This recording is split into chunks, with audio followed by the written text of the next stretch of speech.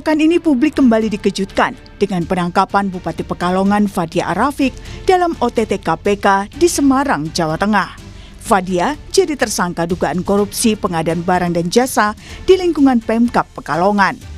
Deputi Penindakan dan Eksekusi KPK Asep Guntur Rahayu mengungkapkan peristiwa bermula saat suami Fadia, Miktarudin Ashraf Abu, yang juga anggota DPR RI, dan anaknya Muhammad Sabik Ashraf, yang juga anggota DPRD Pekalongan, membuat perusahaan PT Raja Nusantara Berjaya. KPK mengungkap perusahaan itu menerima total 46 miliar rupiah dari kontrak dengan Pemkab Pekalongan. Dari 46 miliar rupiah itu, 19 miliar rupiah dinikmati oleh keluarga Bupati.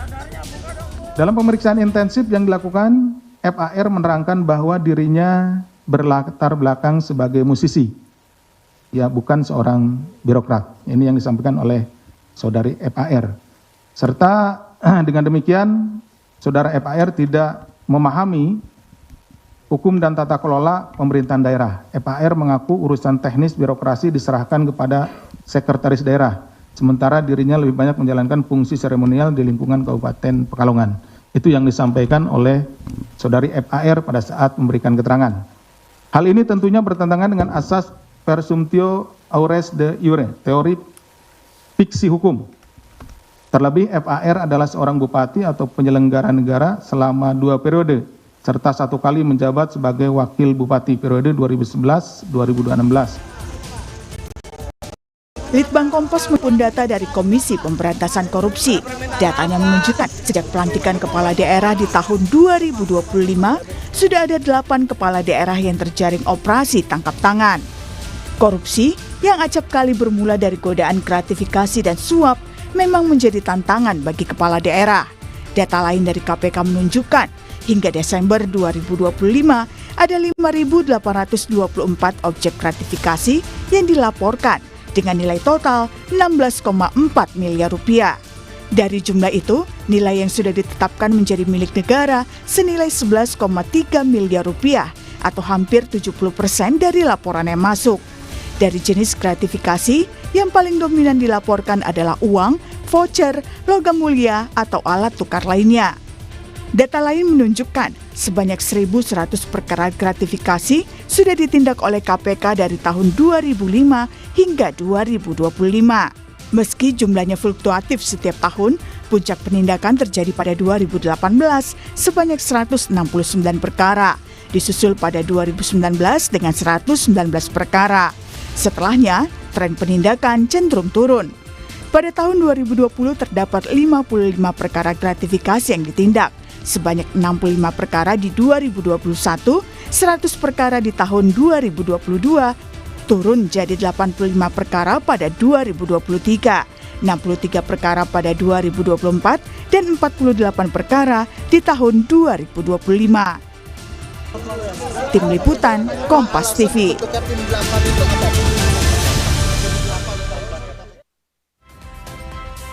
Dan pekan ini saudara, publik kembali dikejutkan dengan penangkapan Bupati Pekalongan Fadia Arafik dalam OTT KPK di Semarang, Jawa Tengah. Dan mirisnya saudara, sejak pelantikan kepala daerah di tahun 2025 sudah ada 8 kepala daerah yang terkena OTT KPK. Litbang Kompas menemukan fakta jika korupsi yang acap kali bermula dari godaan gratifikasi dan suap jadi tantangan bagi kepala daerah. Kita akan bahas soal ini bersama dengan peneliti Litbang Kompas, Mas Yohan Wahyu, dan juga ada peneliti dari Pusat Kajian Anti Korupsi atau PUKAT UGM, Bung Zainur Rohman. Selamat pagi. Assalamualaikum Bapak-Bapak. Waalaikumsalam, selamat pagi. Waalaikumsalam warahmatullahi wabarakatuh. Iya, ini kita miris ya, banyak juga yang lapor mendapatkan gratifikasi, yang lapor mendapatkan suap, Mas Yohan. Tapi kemudian ini tidak sebanding juga, ternyata lebih banyak juga yang kemudian kasus korupsi yang menjerat kepala daerah. Kalau kita lihat ini ada trennya ya, gratifikasi suap ini jadi godaan awal korupsi kepala daerah. Nah, data apa yang kemudian ditemukan oleh Litbang Kompas terkait dengan korelasi itu, termasuk juga kalau kita sudah melihat ada tren ini pemerintah kabupaten nih, mulai dari Kabupaten Bekasi tadi kan visualnya, Kabupaten Pati, dan yang terakhir ini ada Kabupaten Pekalongan. Gimana nih Mas Yohan? Ya, Adisti, inilah gambaran bagaimana perilaku korupsi tidak mudah dihilangkan ya ketika kekuasaan sudah di tangan ya. Kalau kita lihat sebenarnya kalau kita memasukkan juga apa yang dilakukan Kejaksaan Agung, sebenarnya total ada 9 kepala daerah ya. 8 kepala daerah itu dijerat OTT KPK, 1 kepala daerah, wakil kepala daerah di Bandung itu juga dijerat oleh Kejaksaan. Jadi kalau kita tarik benang merah, memang ada satu penyebab utama. Kalau kita juga merujuk ya kajian Litbang Kompas, juga kajian oleh KPK, itu salah satunya adalah karena biaya politik yang terlalu mahal bagi kepala daerah untuk menggapai kekuasaan di kontestasi politik di pilkada. Kalau dari kajian itu rata-rata misalnya kepala daerah tingkat kabupaten kota itu sekitar 50 miliar. Itu lebih lagi kalau kemudian gubernur rata-rata dia 50 sampai 100 miliar. Nah, kalau kita bandingkan dengan pendapatan resmi misalnya ya oleh kepala daerah yang menjadi resmi oleh negara, itu kan kurang lebih 5 miliar ya kabupaten kota dalam satu periode. Jadi bisa dibayangkan Adisti ketika Berlipat-lipat. Proses elektoral mereka membutuhkan biaya politik yang mahal, padahal secara insentif yang mereka dapatkan sebenarnya jauh dari itu. Nah, ini yang kemudian banyak celah yang menjadikan kepala daerah dengan kewenangan yang didapatnya, dengan akses yang dia kuasai, akses politik yang dia kuasai, terutama terhadap akses anggaran, ini yang menjadi celah bagaimana kemudian praktek-praktek korupsi dan suap itu menjadi sesuatu yang wajar. Bahkan publik kita, kalau kita baca dari hasil survei Kompas di November 2025, itu sebenarnya nggak kaget kalau kepala daerah itu melakukan korupsi. Jadi ini menarik ya, hampir 70% responden ini mengatakan biasa saja karena sudah bisa ditebak kepala daerah korupsi itu ya wajar dalam tanda kutip ya, karena sudah seringnya. Jadi responden sudah menormalisasi begitu ya Mas Yohan ya? Mungkin karena kebiasaan ya berita-berita kepala daerah itu identik dengan korupsi ya, lebih ke tidak kaget gitu ya. Tapi menormalisasi tidak, karena memang ada satu pertanyaan, jika kepala daerah terjerat korupsi dan selama ini dia berprestasi, apakah prestasinya itu tetap diakui oleh responden? Tidak. Jadi hampir 60% responden itu mengatakan tidak bisa diakui, ternyata karena mereka korupsi. Jadi bisa dibayangkan korupsi itu menjadi alat ukur keberhasilan seorang kepala daerah. Ketika dia sudah berprestasi, sudah membangun wilayahnya gitu ya, tapi ketika dia terbukti terjerat korupsi, apa yang sudah dia raih itu hapus begitu saja karena mereka korupsi. Itu bagaimana publik di satu sisi mereka tidak kaget kalau ada kepala daerah korupsi, tapi di sisi yang lain mereka tidak menormalisasi sebenarnya. Jadi mereka melihat korupsi ini menjadi alat ukur apakah seorang kepala daerah itu berhasil atau tidak. Ketika secara integritas dia bermasalah, itu rekam jejak dia itu terhapus semua, terutama prestasi-prestasi yang dia lakukan nih. Nah, ini yang menarik Adisti, karena beberapa dari 9 atau 8 kepala daerah yang dijerat KPK. Sebagian besar memang kalau kita merujuk data KPK juga, hasil survei penilaian integritas, itu memang sebagian besar itu wilayahnya rentan untuk terjadi penyelewengan gitu ya. Kalau berdasarkan survei penilaian integritas, hanya 2 yang relatif terjaga ini kategorinya sudah tinggi gitu ya, tidak rawan gitu. Nah, ini salah satunya adalah di Pekalongan yang nilai survei penilaian integritasnya itu sudah 80 angkanya, itu masuk kategori terjaga.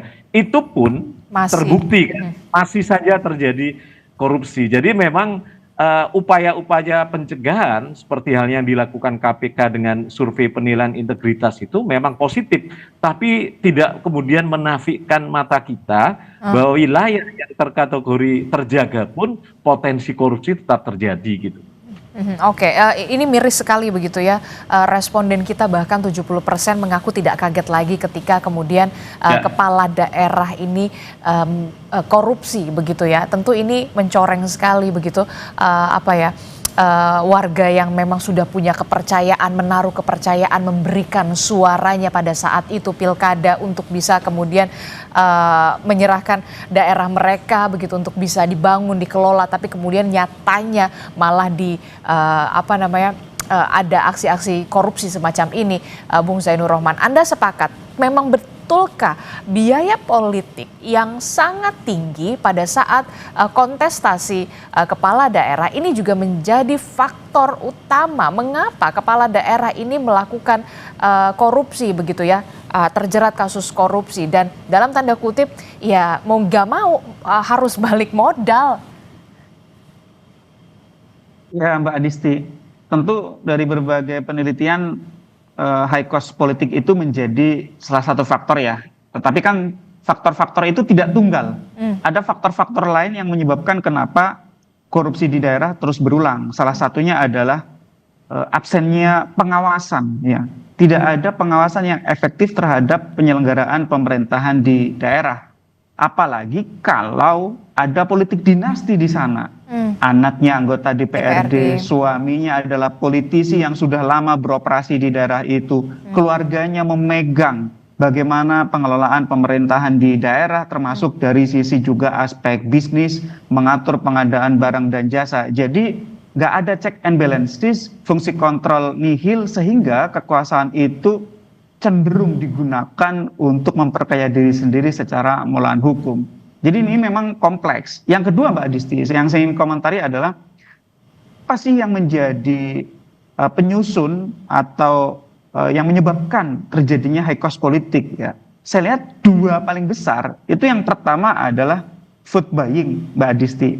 Betul ada kebutuhan untuk menyuap pemilih dalam bentuk serangan fajar, amplop sembako gitu ya. Tidak bisa sekadar kesalahan itu diletakkan kepada pemilihnya. Ada yang kedua, faktor kedua Mbak Adisti, yaitu kepala daerah ketika mereka berkontestasi juga banyak mengeluarkan modal politik dalam bentuk kandidasi buying Mbak Adisti, yaitu membeli perahu untuk pencalonan. Kepada siapa mereka membeli? Memberi dukungan itu kepada parpol atau gabungan partai politik. Mereka butuh tanda tangan ketua umum dan sekjen. Kalau tadi ada data dari Litbang Kompas, saya juga punya sumber data yang mengatakan bahwa vote buying itu memang besar, tetapi kandidasi buying juga tidak kecil. Kandidasi buying membeli parpol itu nilainya juga miliaran rupiah. Sehingga ketika dua pembelian ini bertemu, terjadilah kebutuhan pengeluaran 30-50 miliar untuk menjadi seorang calon kepala daerah terpilih. Nah itu kemudian menyebabkan mereka berupaya untuk mengembalikan modal atau memupuk kekayaan untuk kontestasi berikutnya di level yang lebih tinggi, atau juga untuk memodali anggota keluarganya berkontestasi. Kalau dia adalah bupati, dia memodali anaknya untuk nyalon di DPRD, memodali suaminya untuk berkontestasi di DPR RI misalnya. Jadi menurut saya ini memang sangat kompleks dan tidak tunggal faktor penyebabnya, sehingga juga perlu penyelesaian masalah sesuai dengan karakteristik faktor-faktor penyebabnya. Mbak Adisti. Oke, harus ada penyelesaian masalah sesuai dengan karakteristik permasalahannya. Jadi bagaimana kemudian agar celah-celah semacam ini begitu ya, walaupun saya bisa mengatakan ya klise begitu, supaya ini nggak terulang lagi, nggak ada celah-celah lainnya begitu. Ya, yang pertama dari sisi desain politik. Ini kan sekarang elit-elit kita menawarkan kepada rakyat untuk pemilihan kepala daerah secara tidak langsung, tetapi oleh DPRD. Saya pertanyakan usulan itu Mbak Adisti, kenapa? Karena sekarang pun dengan pemilihan langsung, parpol itu minta jatah kepada para calon dalam bentuk kandidasi buying. Nilainya saya dengar bahkan ada yang mencapai bukan miliaran, puluhan miliar. Kalau nanti menjadi pemilihan tidak langsung sepenuhnya oleh DPRD, saya membayangkan itu nilainya nanti akan bisa naik berkali-kali lipat, Mbak Adisti. Jadi hanya memindahkan dari vote buying menjadi kandidasi buying gitu. Jadi menurut saya yang perlu diselesaikan yang pertama adalah menjawab kandidasi buying itu, menghilangkan, mengurangi. Dengan bagaimana caranya? Yaitu ancam dan tegakkan ancamannya terhadap parpol yang menerima atau meminta pemberian dari calon kepala daerah. Bentuknya apa? Bagi calon kepala daerah terpilih didiskualifikasi, bagi parpolnya harus ada sanksi, misalnya tidak dapat mencalonkan kepala daerah di periode berikutnya atau periode yang berjalan gitu. Yang kedua adalah saya pikir selain untuk mencegah mereka jual beli suara, harus ada demokratisasi internal partai politik. Ya, parpol itu harus dibiasakan untuk adanya pemilihan internal, bagaimana mereka mengusulkan kadernya untuk menjadi calon-calon pemimpin, bukan mengambil, mohon maaf nih, misalnya dari artis, tokoh agama, pemodal, pengusaha gitu, tetapi dari kadernya. Artis nggak apa-apa asal dia kader, tokoh agama silakan asal dia kader gitu ya, pengusaha nggak apa-apa asal memang dia adalah kader yang sudah menjalani proses kaderisasi. Sekarang nggak ada seperti itu Mbak Adisti, semuanya tergantung ketua umum dan sekjen partai. Nah yang kedua Mbak Adisti itu adalah di sektor pemilih, vote buying, membeli pemilih itu kan juga menjadi komponen yang besar. Rakyat itu geram terhadap korupsi kepala daerah. Rakyat sangat menolerir ketika ada vote buying, ketika ada serangan fajar, ketika ada amplop. Ini kan kontradiktif. Kalau rakyat menolak korupsi kepala daerah, tolong hukum calon-calon kepala daerah yang membeli suara rakyat. Nah, satu bagian yang menurut saya penting lagi Mbak Adisti, sedikit lagi tambahan, terkait dengan korupsi di Kalongan ini memang sedikit berbeda dari kebiasaan Mbak Adisti. Biasanya kan KPK menggunakan pasal 12B huruf besar misalnya terkait penerimaan gratifikasi atau suap. Nah, yang sekarang disidik oleh KPK di Pekalongan ini, KPK menggunakan pasal 12 huruf I kecil terkait dengan konflik kepentingan dalam pengadaan barang dan jasa. Ini Mbak Adisti, saya lihat meskipun jarang digunakan pasalnya, praktek seperti ini banyak terjadi di daerah, di pusat, di BUMN. Bentuknya adalah pejabat punya perusahaan, baik itu di atas namakan keluarga atau orang lain. Nah, perusahaan itu ambil proyek di tempat dia menjabat, itu pidana. Nah, sebenarnya juga tidak baru-baru amat ya, ketika KPK kemarin menyampaikan, oh kasus Pekalongan ini baru, enggak baru. Yang ini sudah kapan terjadi ya? Ada kasus dulu sudah diselesaikan oleh KPK juga Mbak Adisti, Banjarnegara, Bandung Barat, Kota Bima, itu kepala daerahnya menggunakan perusahaan yang sudah atas nama keluarga atau nama orang lain untuk mengerjakan proyek. Akibatnya apa? Pasti dimenangkan, diistimewakan, tidak ada yang berani menegur, kemudian merugikan keuangan daerah. Sehingga ini memang butuh ya pemahaman kepada para pejabat negara, jangan ikut ambil proyek untuk kepentingan pribadi di tempat dia menjabat. Kalau memang misalnya dia adalah seorang pengusaha, ya silakan perusahaannya ambil proyek di tempat lain. Ya tentu juga tidak boleh dengan menyuap ya. Silakan ikut ambil proyek di perusahaan swasta. Bisa gitu ya. Misalnya perusahaan outsourcing juga bisa menjadi penyedia barang dan jasa di perusahaan swasta. Tapi jangan kalau dia bupati mengambil proyek di tempat dia menjabat. Kalau ambil proyek di tempat dia menjabat Mbak Adisti, ya semua orang takut untuk tidak meloloskan dia. Pasti diloloskan perusahaan itu. Gak ada yang mau nyenggol ya. Itu sebagai betul, konflik kepentingan dalam pengadaan barang dan jasa, itu pidana Mbak Adisti. Nah ya, ini juga menarik begitu untuk dibahas. Mas Yohan, kalau kita lihat ada iming-iming soal proyek yang tadi disebutkan oleh Bung Zainur Rohman, perusahaan keluarga yang notabene ini dalam tanda kutip perusahaan keluarga sang kepala daerah begitu. Ada juga iming-iming uang, logam mulia, LM seperti yang kita ketahui, kemudian ada voucher, fasilitas mewah yang kemudian kerap ditawarkan kepada kepala daerah. Nah, apakah Litbang Kompas juga menemukan siapa saja yang masuk dalam lingkaran dalam tanda kutip untuk menggoda kepala daerah? Ya, kalau kita lihat banyaknya kasus korupsi yang menjerat kepala daerah, itu pasti inner circle dari kepala daerah itu yang menjadi salah satu sumber terpilih atau terjeratnya seorang kepala daerah ya dari kasus-kasus OTT yang dilakukan KPK gitu ya. Jadi saya sepakat tadi Mas Zainur, hulu dari persoalan ini adalah partai politik. Jadi memang perlu political engineering, misalnya desain regulasi nanti ke depan itu bagaimana memaksa partai politik dalam konteks melakukan rekrutmen politik sekaligus kaderisasi politik. Jadi bayangan saya misalnya partai itu harus dipaksa untuk kemudian menyiapkan kadernya untuk kontestasi kepala daerah 5 tahun ke depan misalnya. Jadi selama ini Adisti tidak ada syarat anggota partai untuk kepala daerah. Ini agak berbanding terbalik dengan caleg. Caleg itu harus ada, caleg itu di undang-undang ada syarat anggota partai, harus menjadi anggota partai. Meskipun tidak diatur durasinya. Misalnya besok pemilu, hari ini Baru saya daftar. katanya baru daftar bisa gitu ya. Itu caleg. Kalau kepala daerah tidak ada aturan. Syarat menjadi anggota partai politik. Nah, ini ke depan mestinya kepala daerah ya anggota partai politik gitu ya. Bayangkan kalau itu ada syarat itu, kemudian ada syarat durasi minimal. Jadi minimal kepala daerah itu adalah calon kepala daerah yang diusung partai adalah kadernya sendiri yang sudah menjadi kader minimal 5 tahun misalnya. Jadi partai itu dipaksa menyiapkan kadernya untuk 5 tahun ke depan. Nah, ini dari sisi hulu ya, rekrutmen. Jadi memaksa partai untuk kemudian ya mau nggak mau harus menyiapkan kader internalnya. Jadi semua partai itu akan berlomba-lomba gitu ya untuk menyiapkan kadernya untuk kontestasi di pilkada. Yang kedua, kompetensi harus masuk juga di undang-undang ya, nggak sekedar pendidikan ya, rekam jejak misalnya. Dia misalnya menjadi pengurus partai atau pernah jadi kepala daerah di level bawahnya misalnya. Jadi tidak ada alasan misalnya di kasus Pekalongan dia tidak tahu apa-apa yang ngurusin sekretaris daerah, padahal kita tahu rekam jejak dia sebelum jadi bupati dia wakil bupati di Pekalongan.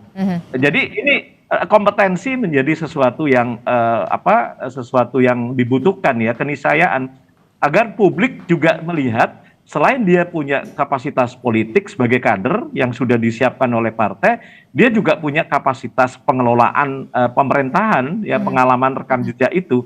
Jadi semakin sempit, semakin detail syarat kepala daerah itu akan semakin menguntungkan buat publik gitu ya, karena publik bisa membanding-bandingkan gitu ya. Selama ini kan tidak, proses rekrutmen tadi Mas Zainur bilang kandidasi buying gitu ya, karena memang proses pembelian tiket itu memang lebih mahal, bahkan mungkin sama mahalnya dengan pembelian suara pemilih gitu ya. Nah, ini kan ketika undang-undang memotong ya, lebih mensimplifikasi bahwa harus kader partainya, ya mau nggak mau semakin mengkerucut partai gitu ya, semakin mengkerucut calonnya dari internal. Jadi perintah undang-undang selama ini kan tidak ada.